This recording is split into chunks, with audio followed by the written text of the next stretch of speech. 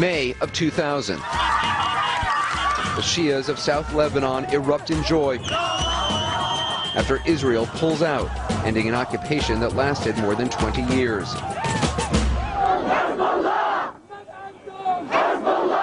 Hezbollah and its supporters proclaimed victory.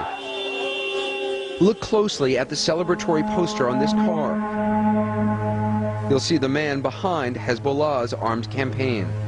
Their leader, Sheikh Hassan Nasrallah, who just this week reminded the world of how determined they are.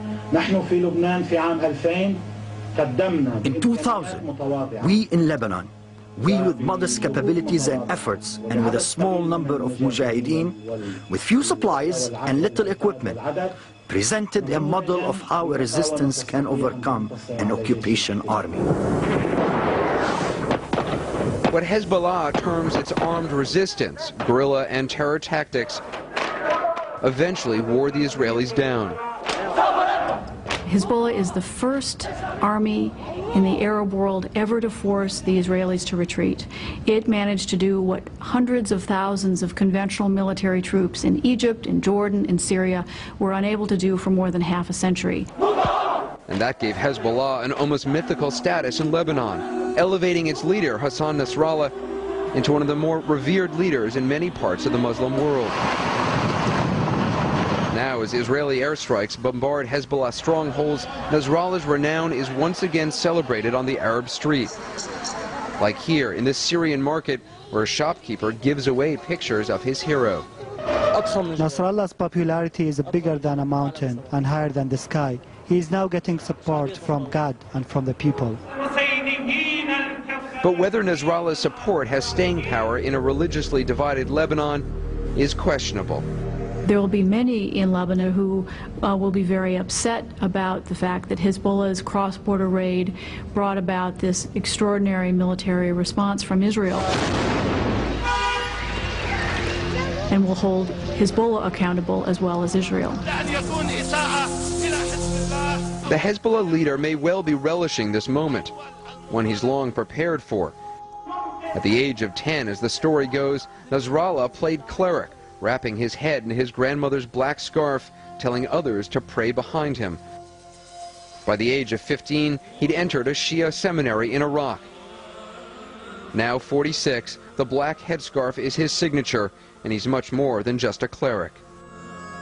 He is both the charismatic Islamic populist and the wily guerrilla tactician.